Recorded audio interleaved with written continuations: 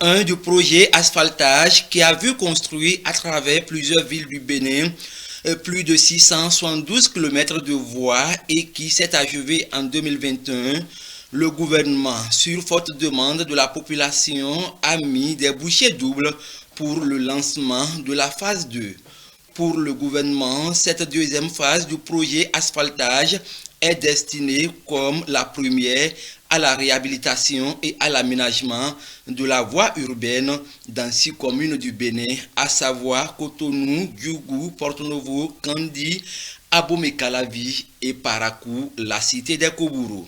La particularité de la deuxième phase du projet asphaltage, c'est qu'elle est exécutée en même temps avec le programme d'assainissement fluvial des villes secondaires conçu pour améliorer le cadre de vie et atténuer les effets des inondations cycliques qui touchent les zones visées. Ce programme, quant à lui, est destiné à traiter 16 villes, à savoir Cotonou, Porto-Novo, Abomey-Calavi, Kandi, Djougou, Ouida, Dassazoumé, pour ne citer que cela, et la ville de Parakou également. Pour ce numéro de votre émission La Semaine à Parakou, le sujet sera abordé avec mes deux invités, tous acteurs politiques, l'un de la mouvance et l'autre de l'opposition. Il s'agit respectivement de Aziz Guinguiré et Achirou Alassane. Chers invités, bonjour et merci de répondre à notre invitation. Bonjour, c'est un plaisir. Bonjour, monsieur le journaliste. Le plaisir est également partagé, chers invités. Je l'annonçais à l'instant, la phase 2 du programme, du projet asphaltage, j'allais dire, est lancée par la partie méridionale de notre pays. Aziz Guinguiré, est-ce le Bénin est en marche? Merci beaucoup pour l'invitation.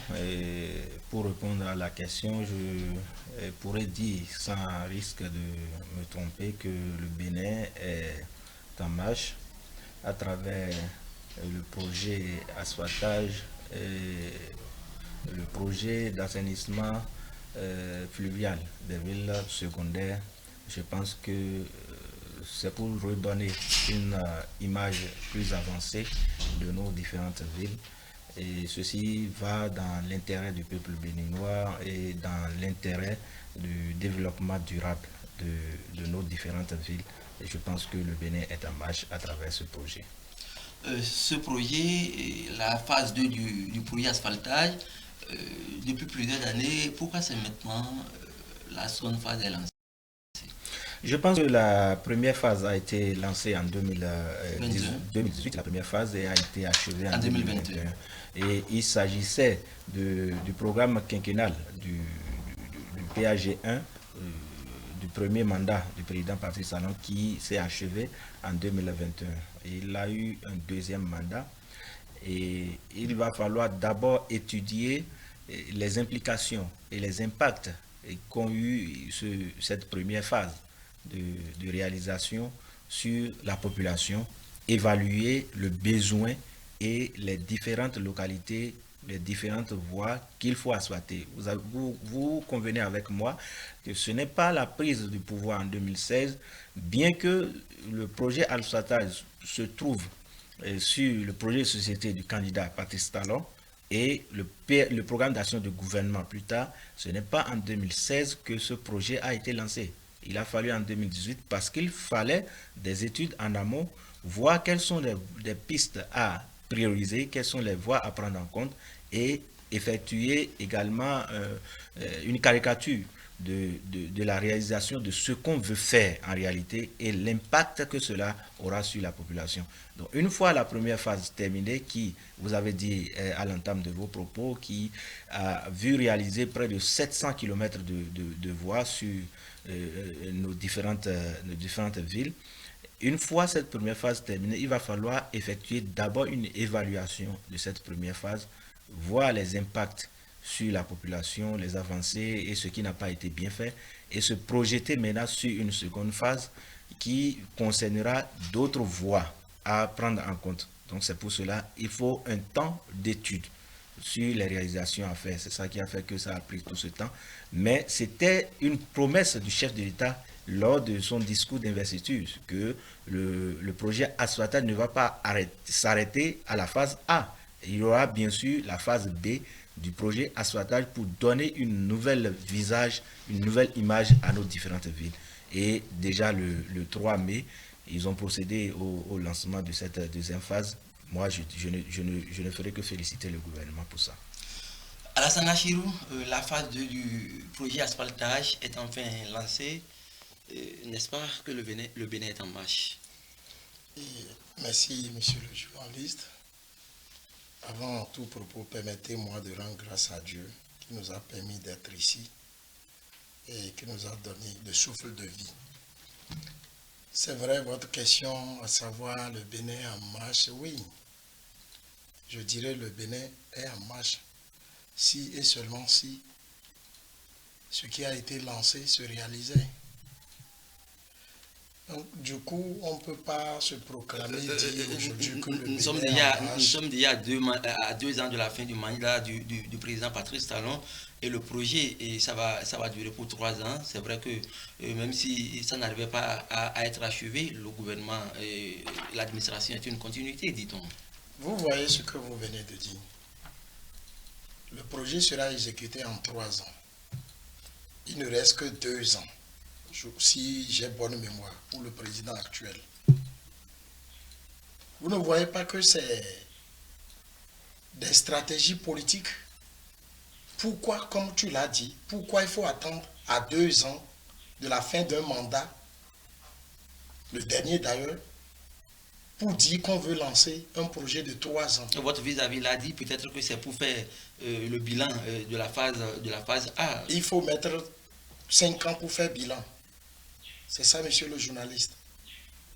Et en vous écoutant parler de la continuité, l'administration, c'est une continuité. Ce n'est pas le passé, ça.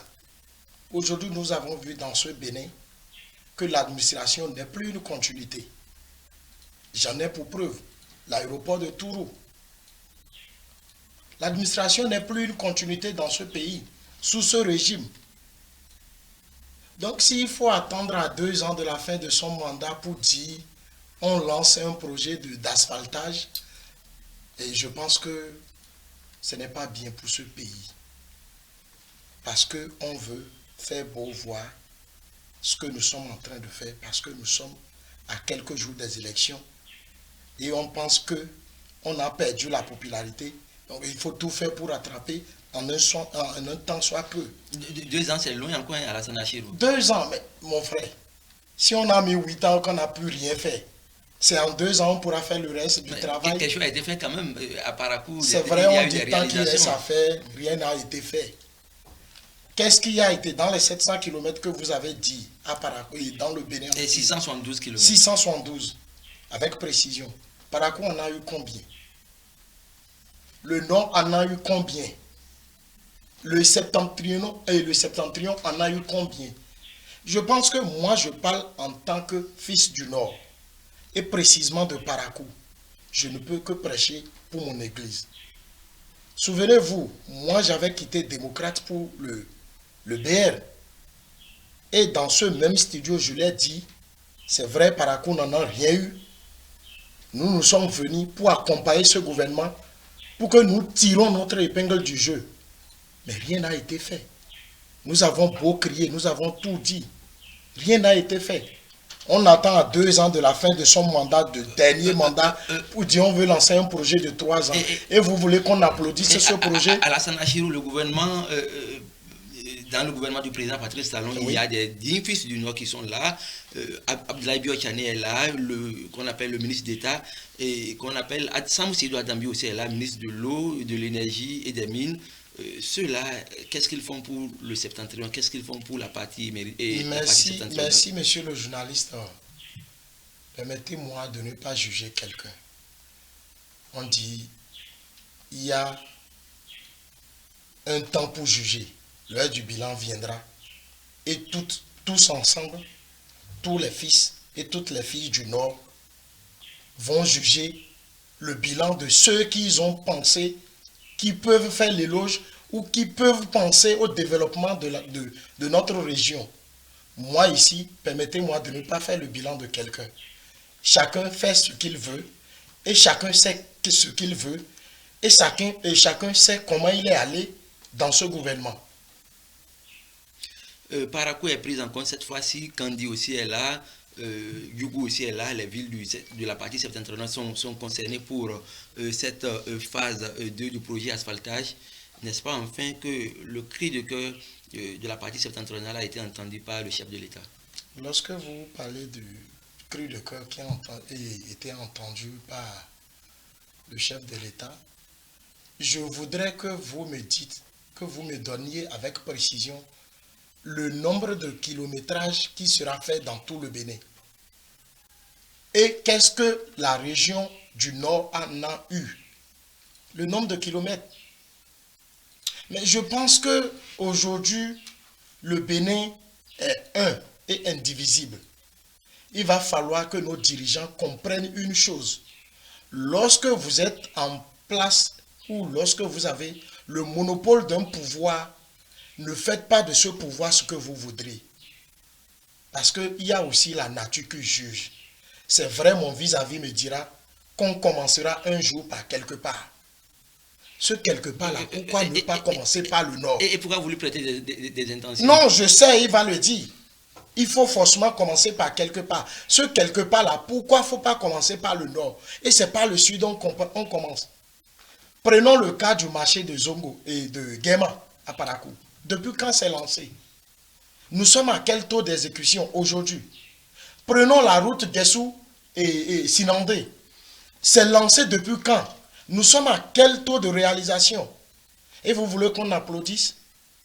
Outre que ça, on prend l'argent du contribuable qu'on pense exécuter des projets avec. Et le coût de ces projets, le contribuable ne sait pas comment, c'est combien. Mais tout au moins, il y a du beau, parce que c'est goudron réalisé. Qu'est-ce que vous appelez réalisé sous le régime du président Patrice Talon est différent, est nettement différent par rapport à qu'est-ce que vous appelez du beau? Dit-on que tout ce qui brille n'est pas de l'or. Tout de suite, on ne peut pas apprécier la qualité de ce qui se fait. Il faut attendre des années après pour apprécier la qualité de ce qui se fait. Et encore, à quel coût? Nous avons beau crier que le gouvernement nous dise les routes que vous bitumez, c'est à quel coût? Nous avons besoin de savoir. L'argent du contribuable n'est pas l'argent d'une société. Pire encore, l'argent d'un individu. Lorsque vous êtes à la tête d'un pays, vous avez l'obligation de rendre compte de tout ce que vous faisiez. Par le passé, je l'ai dit ici, lorsqu'on prend 1 kilomètre de route de Yaïboni, même le dernier Béninois sait à combien ça coûte. Mais aujourd'hui, nous n'avons pas cette information. Et vous voulez que nous applaudissions? Est-ce que vous avez cherché à en savoir? Mais les gens plus autorisés que moi l'ont cherché, ils n'ont pas eu. Beaucoup l'ont cherché, ils n'ont pas eu. Aziz Guingire, votre appréciation par rapport à la réaction de votre vis-à-vis par rapport à sa prise de position? Je pense qu'il est dans son rôle. Il est dans son rôle. Mais je voudrais qu'on fasse un débat de raison, un débat un peu responsable. Je pense que la réalisation du projet asphaltage respecte une certaine équité. Vous savez que l'égalité est différente de l'équité. L'équité, c'est la proportion qui revient à chaque localité suivant les urgences, suivant les nécessités. Et quand nous parlons aujourd'hui d'inondation, tous nous savons que la ville la plus inondée du Bénin, c'est Cotonou. Et là, il va falloir mettre l'énergie de l'État sur Cotonou, qui est aujourd'hui la vitrine de notre pays, qui est aujourd'hui la ville qui est vue par tout étranger, tout visiteur qui vient au Bénin. Quand il parle du Nord, moi je ne voudrais pas qu'on fasse ce débat de région. Moi je suis de Bembereké et je peux le contredire dans ce sens-là sur ce que le gouvernement Patrice Talon a réalisé pour la partie septentrionale. Ici, nous ne devons pas voir ça, dire que nous regardons les régions, non. Mais nous devons voir les urgences, les nécessités au niveau de ces villes. Quand nous prenons Cotonou, Abomey-Calavi, nous savons que ces zones-là, ces villes sont des villes où il y a plus d'inondations. Et là, si le gouvernement veut procéder à une égalité au niveau de la réalisation de ce projet d'asphaltage, quand est-ce que Cotonou va sortir de l'inondation? Alors que dans nos villes où il est en train de parler, nous n'avons pas tant d'inondations comme à Cotonou. Et quand des visiteurs viennent, ils voient d'abord Cotonou, il faut changer l'image de Cotonou, de la ville qui reflète l'image du Bénin à l'international. Il faut faire tout possible pour changer cette image-là. Donc c'est pour cela l'investissement qui sera fait à Cotonou ne va forcément pas être le même que ce qui sera fait à Bembereke, à Niki, à Kalale. Je suis désolé si mon vis-à-vis parle comme ça. Et là, à Parakou, je pense que beaucoup de choses ont été faites. Parce que si on s'en tient à vos propos, Cotonou c'est la vitrine, Porto-Novo c'est la vitrine, Abomey-Calavi c'est plus inondé, Parakou c'est une ville à statut particulier, mais d'autres, les opposants, si je peux m'exprimer ainsi, pensent que Parakou, qui est la ville à statut particulier, est oubliée. Je vais vous surprendre. Et mon vis-à-vis dit que l'État n'est plus une continuité. Et j'ai été déçu de l'entendre dire que donner un exemple de Parakou sans parler de la route inter-État du traversée contournement de Parakou. Dans le projet initial du gouvernement Yahi, la route n'était pas deux fois une double voie qui traversait Cotonou. 2 fois 2. Ce n'était pas 2 fois 2 voies. Il faut aller vérifier le projet, la traversée contournement de Parakou. Ce n'était pas 2 fois 2 voies dans le projet. Que vous avez la preuve. Je te dis de ce Vous que pouvez nous je te parle. Je parle. Laissez votre vis-à-vis finir. Je dis ce n'était pas 2 fois 2 voies dans le lancement qui a été effectué par le régime Yahi. Et lorsque le régime Talon est venu dire non, Parakou ne doit pas être traversé par une seule voie. Il faut transformer ce projet en 2 fois 2 voies avec le contournement. C'est le régime Talon qui l'a fait. Vous dites que l'État n'est pas une continuité. À combien de taux d'exécution les travaux étaient en 2016, avant qu'il y ait une parte pour cette voie-là? Mais le gouvernement Talon est venu, il a terminé et il l'a perfectionné. L'autre chose que je voudrais dire, aucun régime depuis 1960 n'a effectué de lancement de voies à la veille de la fin de son mandat que le régime Yahi. Le régime Yahi en a fait beaucoup. De 2015, ils n'ont fait que lancer des travaux. Des éléphants blancs, on en a. Moi, j'ai dans mes zones, il faut aller, le pont de Kankou, c'est là, ça a été lancé. Ça n'a pas été achevé jusque-là. Le pont qui relie la ville de Berouboué à la commune de Sinandé, ça n'a pas été réalisé jusque-là. Mais c'est parce que les conditions n'étaient pas requises pour réaliser ces projets, mais pour avoir des suffrages, on se permet de lancer cela pour avoir la population. Moi, je voudrais... Alassane Nachoura a parlé par rapport à la route Guessou Sud, Sinandé. Oui, je voudrais revenir sur ça. Est-ce que vous avez pris tout récemment cette voie? Non, c'est à quel taux d'exécution là, si vous pouvez nous... La route est presque terminée. Non, c'est c'est à environ 80% du taux d'exécution. Et je voudrais lui dire que combien de fois le régime précédent est allé lancer les routes des 2KP? Est-ce qu'ils l'ont fait? Mais allez prendre la route Natengu-Kwandé et vous allez voir ce qui est en train d'être fait. Vous allez voir que le régime Talon n'oublie pas cette zone-là. Et vous allez voir que la population des 2KP aura en mémoire que c'est seulement Talon qui a su penser leur plaie. Maintenant, est-ce que ces travaux-là peuvent être exécutés avant la fin de son mandat? Bien sûr, qu'est-ce qui l'empêche? Quand nous sommes à 2 ans, le régime peut lancer des travaux même le dernier jour de la fin de son mandat. C'est son rôle. Il travaille jusqu'au dernier jour. Vous voyez déjà la contradiction. Monsieur le journaliste. Vous voyez, Monsieur Aziz. C'est pour cela que je parle de continuité de l'État. Monsieur Aziz, vous voyez la contradiction de ce que vous dites. Non, je ne suis pas dans une contradiction. Vous dites une chose et son contraire. Non, je suis dans votre logique. Vous nous avez rappelé que dans ce pays, le régime qui a plus lancé de projets à la veille de son départ, c'est le régime... Mais je ne l'ai pas condamné. Je ne l'ai pas condamné. C'est le régime de fin. Qu'est-ce que je veux dire par là? En son temps, nous on a cru. Ce n'était même pas une croyance. L'administration ou l'État était une continuité. Et c'est comme ça. Mais le seul régime est venu nous montrer qu'en réalité, l'administration n'est pas une continuité. Monsieur Aziz, ça me fait mal. j'ai l'impression que, je dis bien, j'ai l'impression, tu n'as pas l'information. Et je m'en voudrais de ne pas te dire que désormais, avant de venir à un débat, il va falloir que tu cherches l'information sur le sujet avant de venir. Monsieur le journaliste, la première sortie officielle, quand le président Talon a pris pouvoir, la première sortie officielle, c'était Parakou, souvenez-vous bien. En 2017. En 2017.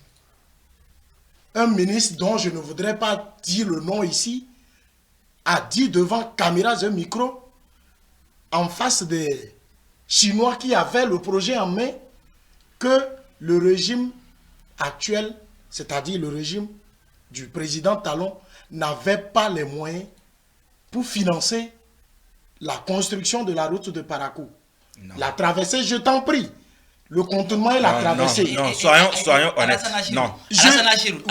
On va essayer de se voir sur le plateau. D'accord. Pour qu'on appelle. Donc, monsieur Aziz, c'est là l'entreprise qui avait en charge de ces travaux ont dit que désolé, le régime de fin a financé entièrement et bouclé comment on appelle, les fonds de réalisation. Mais ça me fait mal de fait que tu dis, vous dites, merci, permettez, excusez-moi, ça me fait mal de fait que vous dites que à l'entame ou bien au départ, le projet n'était pas à double voie. Oh, bien sûr. Je vous en prie, j'ai l'impression que vous n'avez pas l'information. Allez à la base de l'information.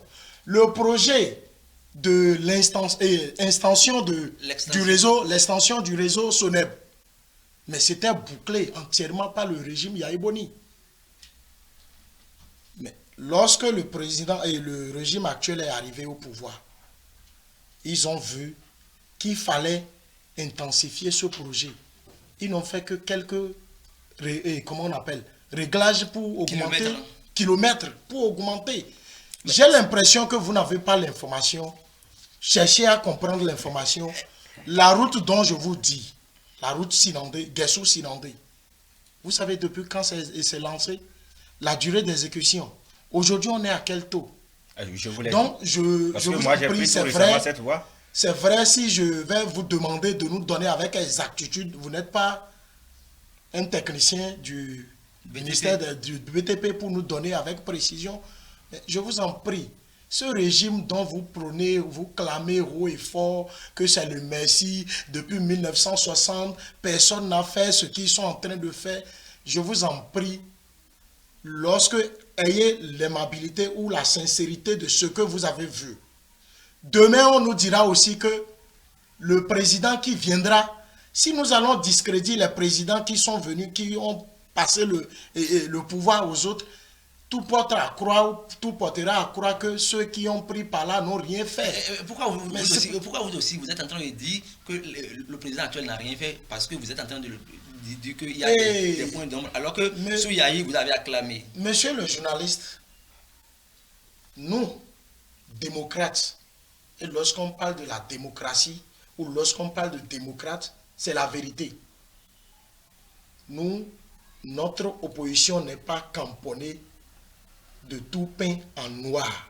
Bon, qu'est-ce que le régime qu'est-ce que le régime, je vous en prie, sur ce régime-là, qu'est-ce qui est fait et que c'est bon, qu'on peut applaudir? Je ne suis pas venu ici pour applaudir ce régime. Et je voudrais rappeler mon vis-à-vis et dire que je ne tiens aucun propos sans aucune preuve.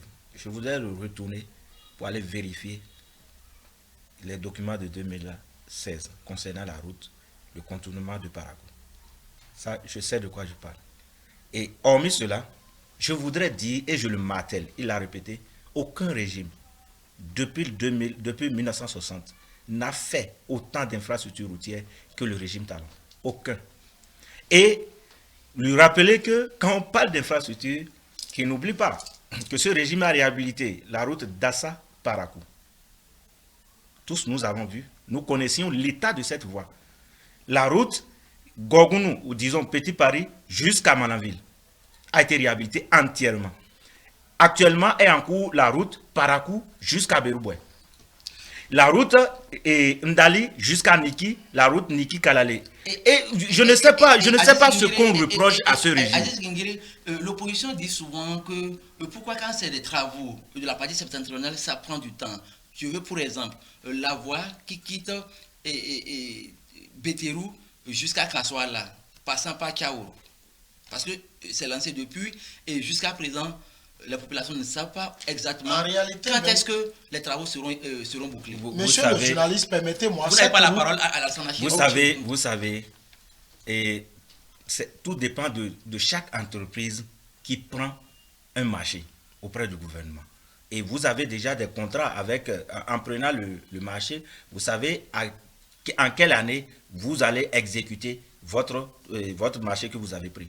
Donc, si vous êtes toujours dans cette fourchette de réalisation du nombre d'années, et aussi, il ne faut pas oublier que cela dépend de l'environnement, c'est-à-dire de chaque zone en matière de réalisation de voies. Quand vous parlez de la route Béterou, la plupart des voies qui sont réalisées au sud, ce sont des réhabilitations. Ce ne sont pas des constructions de voies. Mais pour la plupart de ce qui concerne la zone nord, c'est des constructions. C'est-à-dire c'est des voies qu'il faut construire pour la première fois. Mais au sud, c'est des réhabilitations. Il y avait déjà des goudrons, il faut enlever et mettre d'autres couches. C'est ça qui fait que c'est plus rapide. Même la voie d'Assa-Parakou, ça a été rapide en construction. La voie de Gorgounou jusqu'à Mananville, ça a été très rapide, la construction. C'est parce que c'est une réhabilitation. Mais pour la plupart de ce dont vous êtes en train de parler, c'est la construction. Il y a beaucoup de paramètres qu'il faut prendre en compte et cela peut faire que ça va prendre du temps. On peut s'attendre à un sol qui peut nous être favorable, mais à la pratique, on tombe sur des sols qui ont des difficultés. Est-ce que les études de sol ne sont pas au préalable? Non, c'est des premières études de sol. Ça peut ne pas concorder avec ce qu'on pense. Donc c'est pour cela souvent ça prend du temps. Mais pour ce qui est des réhabilitations, je vous demande de revoir les routes qui ont été réhabilitées. Vous allez voir le nombre d'années d'exécution de ces routes. Même si ça concerne la partie nord, vous allez voir que ça n'a pas pris du temps pour les réhabilitations. C'est pour les constructions de routes que ça prend du temps. Et moi, je le comprends parfaitement. Donc, je voudrais que mon vis-à-vis puisse avoir l'honnêteté de reconnaître que non seulement ce régime construit des routes dans tout le Bénin, sans exception, mais construit des routes de qualité. À voir même ces routes que le gouvernement est en train de faire actuellement, on sent la qualité. Contrairement... vous êtes un ingénieur des BTP? Non, nous sommes ici dans ce pays où on construit une route et un mois après si les gros porteurs passent, on voit déjà des bordures au niveau de cette route. Nous sommes au Bénin ici. La route Parakou jusqu'à Mananville, qui a été construite en 2008, soyons honnêtes, une route construite en 2008 qui n'a pas fait 15 ans, je vous dis, et c'est cette route qui est en train d'être refaite. Alors que la durée de vie normale, moyenne d'une route, normalement c'est 30 ans. Est-ce que vous voyez que en temps normal, je voudrais que... On vous a compris, Aziz Gingiri et j'ai l'impression que, c'est vrai, je ne sais pas, monsieur Aziz, vous avez fait quelle formation? Je ne voudrais pas trop rentrer en détail, mais j'ai l'impression que vous ne maîtrisez pas les rouages qu'il y a pour la construction des routes. Moi, je suis agronome. Certes, lorsqu'on veut réaliser une route, il y a les études qu'on appelle d'abord études de faisabilité, pour voir si la réalisation de cette route, elle est faisable, comme son nom l'indique, étude de faisabilité. Après cette étude, il y a les études techniques que les gens font. C'est les techniciens, les topographes, les géomètres. C'est eux tous qui se mettent ensemble pour faire ces études. Lorsque vous dites que c'est peut-être en cours de construction, que peut-être le sol est argileux, ou bien il est ci, il est ça, que ça pourra retarder les travaux. Mais attention, construire une route ne veut pas dire labourer un champ. C'est pour labourer un champ, tôt on se lève, une fois que le champ est défriché, il n'a pas de chouche, on jette le tracteur et le tracteur commence son travail. Mais pour construire une route, ce n'est pas ça. La construction d'une route est composée de 3 phases. C'est après la phase de faisabilité qu'on fait, du moins, autant pour moi, des études techniques. Après ces études techniques, maintenant, on va à la recherche du financement. Une fois le financement est acquis, on revient maintenant pour l'exécution. Donc, dit peut-être que c'est ça qui retarde les travaux. Je dirais non. Parlant des délais de construction, dit peut-être que la construction a un délai de 3 mois. Mais dans les papiers, dans les documents, à chaque année ou à chaque niveau, il y a un taux d'exécution que vous devrez atteindre.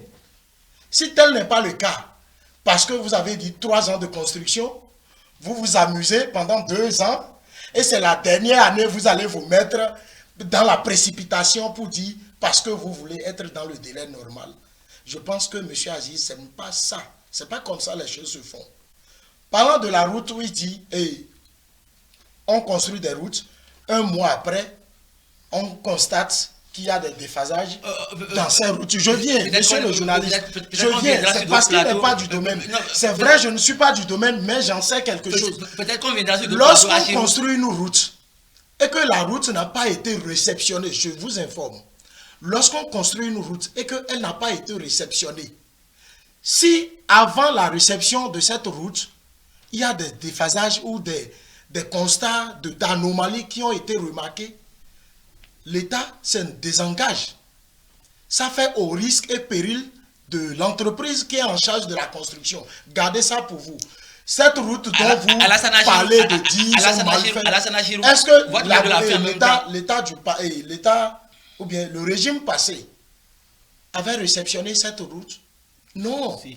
Non. Elle n'avait pas réceptionné cette route. Votre mot de la fin pour clore mon mot de fin, nous, en tant que peuple béninois, je ne dirais pas en tant que démocrate, parce que je sais, et vous savez, M. Aziz le sait aussi, que tout le peuple béninois est démocrate. Le peuple béninois a besoin de voir avant de croire. Ce régime, nous ne faisons plus foi à ce régime. Voir et croire. Nous sommes devenus tous des saint Thomas, nous devrons voir avant de croire. Autre chose encore, le peuple a besoin de savoir les routes qui sont construites par son agent. À combien ces routes s'élèvent? Merci, monsieur le journaliste. Monsieur Aziz, oui, je ne refuse pas. Je vais un peu revenir par rapport à ça avant de... Et je pense que tout marché qui a été conclu avec les entreprises, il y a le coût de réalisation qui est là. Le coût global de réalisation par là, ils peuvent déjà déduire à quel coût les routes sont réalisées. Par rapport à l'asphaltage phase A, on a précisé le montant que cela a coûté, les 672 km, environ 600 milliards ont été dépensés par rapport à ça. Donc, je pense que, je voudrais dire que l'asphaltage qui a été mis en place par le régime, oui, bien sûr, par le régime Talon, c'est pour donner plus d'attractivité à nos villes, pour permettre à nos villes d'avoir leur statut de ville et d'être attractive, d'être très belle. Et je pense qu'il n'y a rien de meilleur qu'un régime puisse faire pour des villes, pour rendre attractive, pour faciliter l'économie locale, pour faciliter la circulation, pour permettre la main-d'œuvre locale, que ce soit de l'emploi direct ou indirect, que ces genres de projets. J'aurais aimé que nos amis d'en face, l'opposition, puissent d'abord apprécier en bien ce que le régime fait avant d'apporter des critiques, au lieu de peindre en noir tout ce que le régime fait, alors que le régime est en train de fournir des efforts considérables en matière d'infrastructure. Aucun régime ne l'a fait par le passé.